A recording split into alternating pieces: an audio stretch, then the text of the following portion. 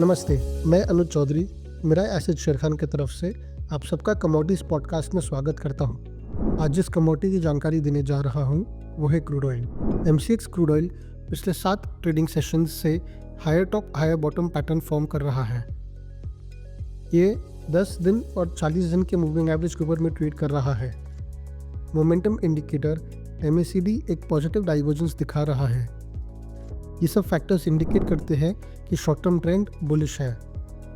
ऊपर में पहला रेजिस्टेंस 6430 और स्ट्रॉन्ग रेजिस्टेंस 6495 पे है। नीचे पहला सपोर्ट 6310 और स्ट्रॉन्ग सपोर्ट 6245 लेवल्स पे है। धन्यवाद।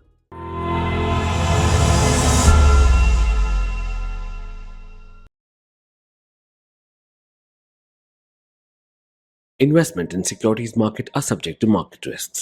Read all the related documents carefully before investing.